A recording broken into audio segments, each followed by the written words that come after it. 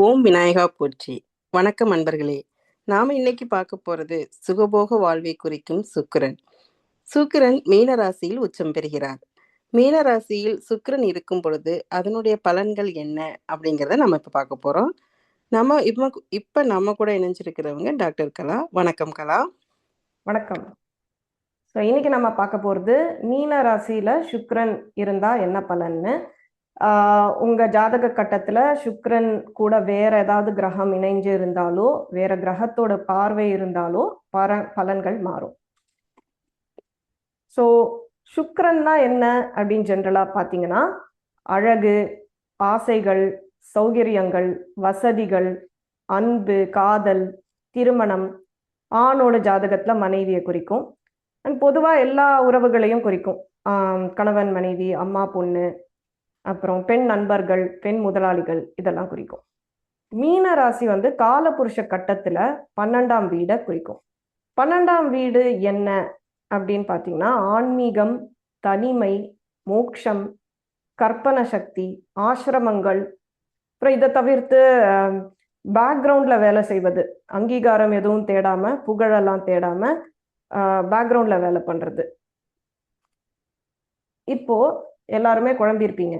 சுக்கிரன்னா உறவுகள், ராஜயோகம், வீடு, காரு, ஆடம்பரம், வசதி, இதெல்லாம் தானே குறிக்கும். அப்போ சுக்கிரன் உச்சமா இருந்தா இதுதானே நீங்க சொல்லணும். எப்படி நீங்க ஆன்மீகம், தனிமை, மோட்சம் இதெல்லாம் சொல்றீங்க அப்படின்னு கன்ஃபியூஸ் ஆயிருப்பீங்க.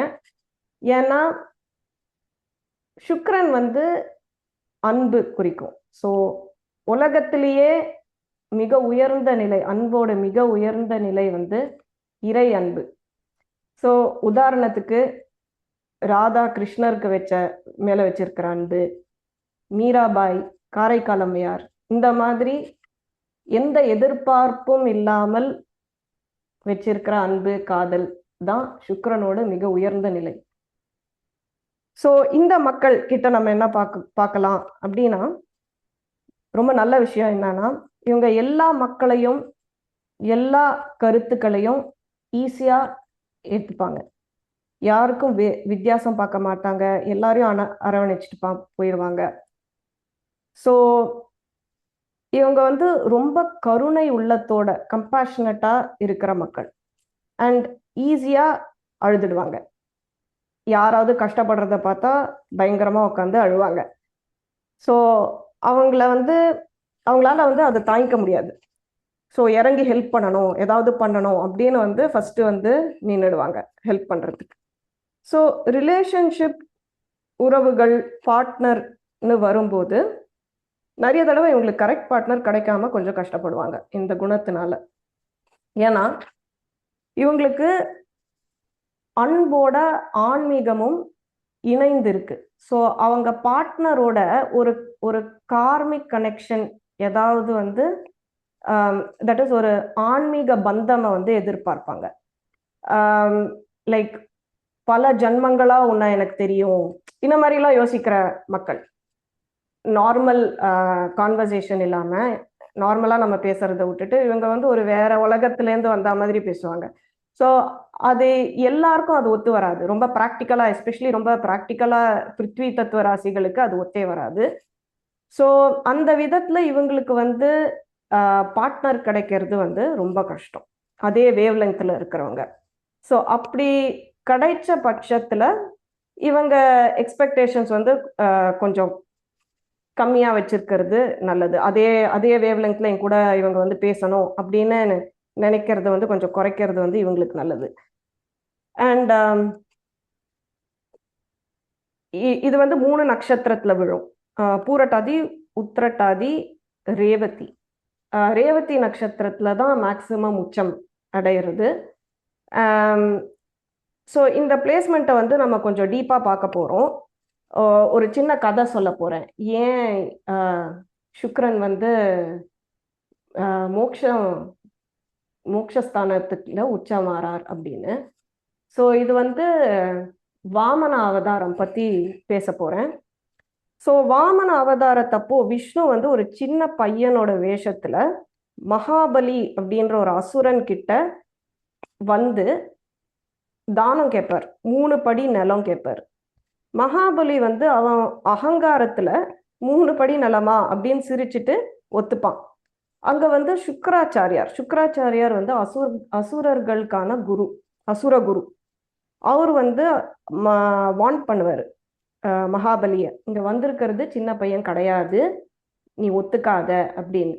ஆனா அவனோட அகங்காரம் வந்து அதை ஒத்துக்காது.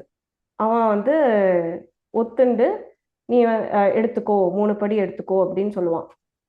ஸோ விஷ்ணு என்ன பண்ணுவார்னா, ஒரு காலை தரையிலையும் இன்னொரு கால் வந்து ஆகாயத்திலையும் வச்சுட்டு 3வது படி எங்க வைக்கிறதுன்னு கேட்பான். மகாபலி வந்து என் தலையில வச்சுக்கோ அப்படின்னு சொல்லிடுவான். சொல்லிட்டு அவரோட கமண்டலத்துல வந்து தண்ணியை விடுறதுக்கு, இந்த இந்த டிரான்சாக்ஷனை கம்ப்ளீட் பண்றதுக்காக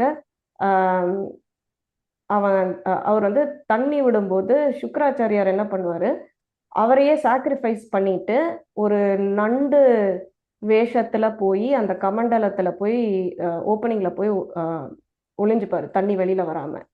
இது வாமன அவதாரத்தான விஷ்ணுவுக்கு வந்து தெரிஞ்சு ஒரு தர்பையால குத்தி விடுவார். குத்தி விடும்போது சுக்கிரனுக்கான இடது கண்ணை வந்து இழந்துருவார். சுக்கிரனுக்கு ஒரு கண்ணு தான்.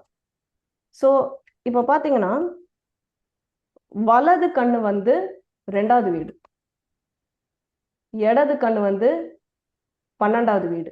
ஸோ சுக்கிரன் வந்து இடது கண்ணை வந்து இழந்துருவாரு. ஸோ அதனால இப்போ நம்ம பாத்தீங்கன்னா உலகம் ஃபுல்லா சுக்கிரனை வந்து நம்ம மோட்சத்தோட இணைந்து பேசவே மாட்டோம்.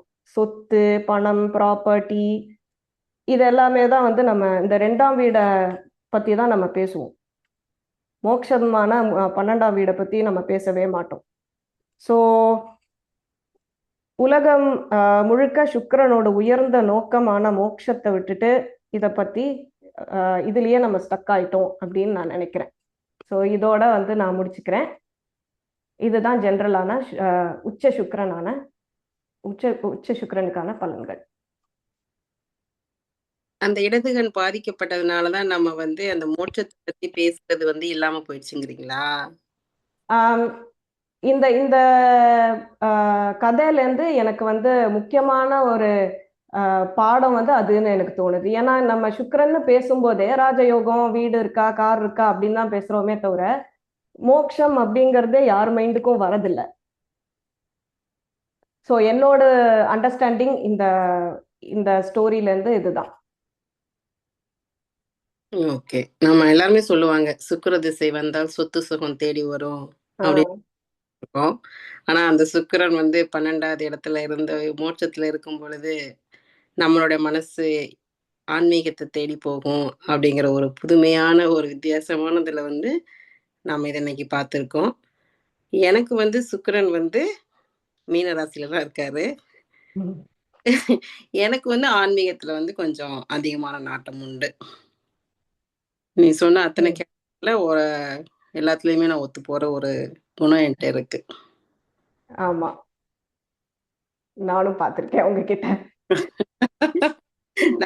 பார்த்தா இது ஏதோ முன் ஜென்மத்து தொடர்புல இவங்க யாரையோ எங்கேயோ சந்திச்சிருக்கிறோம் அப்படிங்கிற ஒரு ஃபீல் எனக்கு நிறைய பேர் நான் சொல்லியிருக்கேன். அதை ஏதோ ஒரு உறவு ஆனா எனக்கு அது என்னன்னு தெரியல அப்படிங்கிற மாதிரி நான் 2-3 பேர்கிட்ட சொல்லியிருக்கேன். ஆமா. ஸோ இது வந்து ஒவ்வொரு வீட்டிலையும் அதோட பலன்கள் மாறும். எங்க அம்மாக்கு இது வந்து 3வது வீட்டுல இருக்கு. ஸோ அவங்க பேசுறதே வந்து ரொம்ப ரொம்ப அன்போடு, கருணையோட பேசுற மாதிரி இருக்கும். ஸோ ஒவ்வொரு வீட்டுல ஒவ்வொரு பலன் கிடைக்கும். அந்த உச்சம் வந்து உண்மையிலேயே வந்து நமக்கு ஒரு புதிய கோணத்துல வந்து நம்ம சுக்கிரனை பார்க்கறதுக்கு எல்லாருக்கும் உதவும்னு நாங்க நம்புறோம். அடுத்த வீடியோவில் வேற ஏதாவது ஒரு தகவல்களோட நாங்கள் மீண்டும் உங்களை சந்திக்கிறோம். நன்றி, வணக்கம். வணக்கம்.